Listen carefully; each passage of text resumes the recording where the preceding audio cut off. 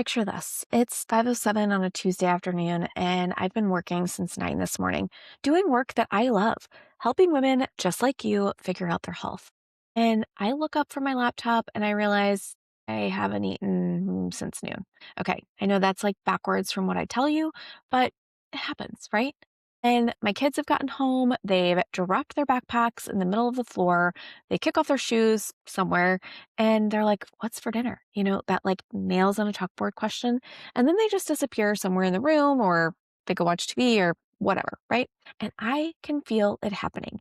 My heart starts rising up in my chest. My jaw is clenched and my heart's pounding. And I know I am going to say something that I am going to regret. Maybe it's, why is this house always a disaster? Or I can't do everything. Or one of my favorites, go figure it out yourself. And maybe for you, it's something different. Okay. Maybe it's the muddy shoes or the water bottles left everywhere or mom, where is my charger for like the third time today? But whatever it is, that's the moment where the patient version of you just completely disappears and this person that you don't recognize shows up. And for years, I thought it just was like I was mean, I was impatient, a bad mom. But now I know better. It's not that. It's your biology. And in the next 10 minutes, I am going to show you why this actually is happening and what you can do to fix it. So, when we get to this phase of what I like to call second puberty, which, is really just perimenopause, but we're going through puberty again, like I want you to go back and think about the first one, okay? You were a teenager, your hormones were all over the place and you cried over everything or nothing all at once, and you were just not yourself. So, yeah, we're back there. And except this time, we have jobs and mortgages and teenagers who need rides and a never ending mental to do list. And don't forget, they're also going through their first puberty. So, our estrogen is dropping, our progesterone is all over the map, and our stress hormone, which is cortisol, is like, n- you know, like anytime it could explode. So we've spent years being this safety net for everybody, okay? We remember the permission slips and the doctor's appointments and the lost shoes and the drama, and our bodies are just tired. So I want to talk to you about what's actually happening to your patients because it may not be what you think. So 5 years ago, your patients looked like this. I want you to think about it as like a fuse on a firecracker. It was nice and long. Okay, you could handle the chaos. The mess probably didn't send you over the edge like it does now, but now it's maybe this big. Okay, maybe it's this big. All right. Because between the hormone shifts and what we've been eating, or more likely not eating, your fuse is tiny. One spark, like a backpack on the floor or shoes that you trip over, a question about dinner, and boom, you explode. And you're not trying to be mean, but your body is running on fumes. Your brain is sounding a survival alarm, and it's really just coming out as rage. That's it. That's the whole thing. Okay. So, look, I've got to be honest with you. Even though I'm a health coach and I literally run a program that helps women through this exact same thing, I still have these moments too. And that day that I told you about after I snapped, I do what I teach my clients to do. Okay. I look at what I've eaten that day because if I just had coffee in the morning and nothing else, and then I got right into my work mode, the stuff I really love doing, I looked up and I grabbed something for lunch or I grazed, then guess what? 3:30 hits, the kids get home, I'm half working, half parenting, and I'm like, oh yeah, I just got to finish this one thing and then I never eat, by 5 o'clock, I am like a biological ticking time bomb. Okay.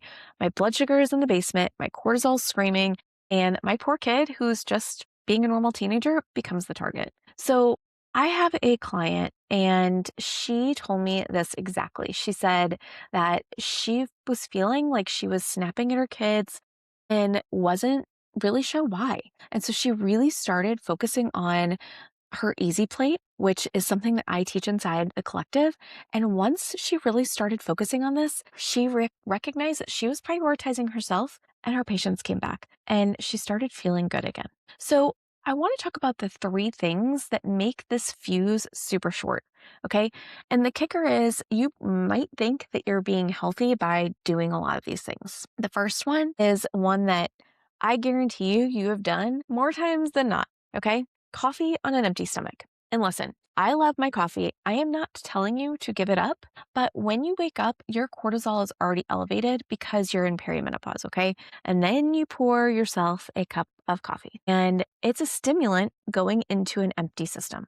Your body doesn't wake up for that. It actually is attacking your nervous system, right? That's how it feels. It's like throwing gasoline on a fire that's already burning. So by 10 a.m., you are jittery, and by noon, you're irritable, and 5 p.m., you're like ready to lose it over that backpack. Okay. Your body actually needed fuel first, all right? Not just a stimulant thrown on your body. Okay. So that's the first one. The second one is something that I know we've all done too, and that's eating a sad salad.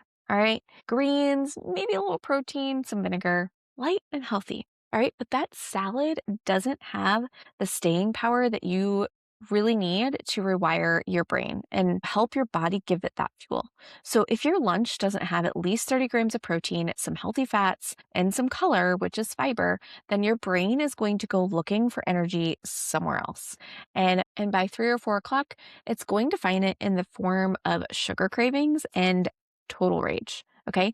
So that salad that you're eating is leaving you hungry. And that hunger that you're feeling is like a mean brain. And the biggest one that I see all the time with my clients is the leftover trap. Okay.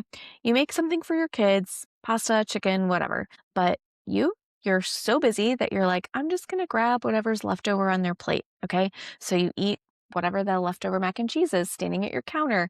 You have their apple slices while you're packing lunches. You are taking care of everybody else's nutrition, but you are literally disappearing. Because when you don't sit down for a real meal, then your brain never gets the signal that you're like, okay, I can relax now. So instead, your body just stays in the survival mode. And that survival mode looks like snapping at your kids over a lot of the small stuff. So I don't want you to think that you're failing as a mom, but you are just running on empty. Okay. So I want to shift and talk about what you can do and how to extend the life of your fuse. All right. And I want to talk about my easy plate because when we are feeding ourselves, it actually is telling your body that you're fed and you don't need to yell. So you want to make sure that you're getting about 30 grams of protein on your plate.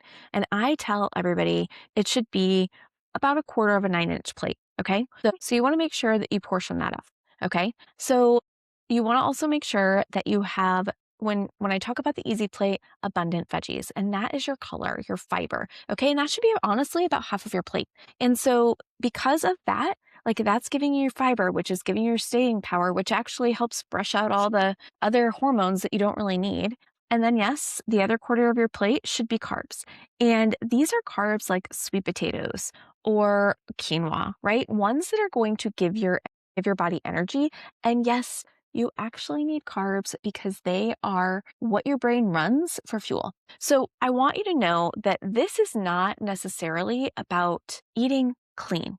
All right. Because when you hear eating clean, like you might just think, oh, well, I need to eat better ingredients. But better ingredients don't necessarily equal the right nutrition. So this is really about giving your body and your nervous system what it needs to fully calm down. So when I really started eating like this with the easy plate, then I was getting actual meals with enough protein, sitting down to real plates of food instead of just picking at scraps. And that changed everything. I could handle the muddy shoes, I could handle the teenager moods, and I could start feeling like myself again instead of this reactive, angry person that I knew that I really wasn't. So if you're like, okay, Nikki, this sounds really good, but what do I actually make? I've put together a guide called Mom's Protein Mac Meals.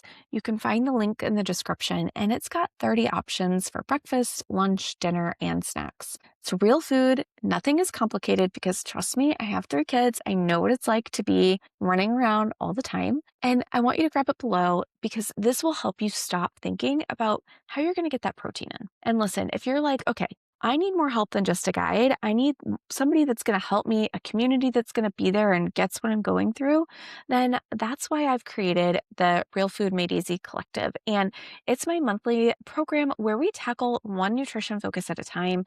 You get meal planning support, cheat sheets, and you have me in your corner every single day helping you get through this.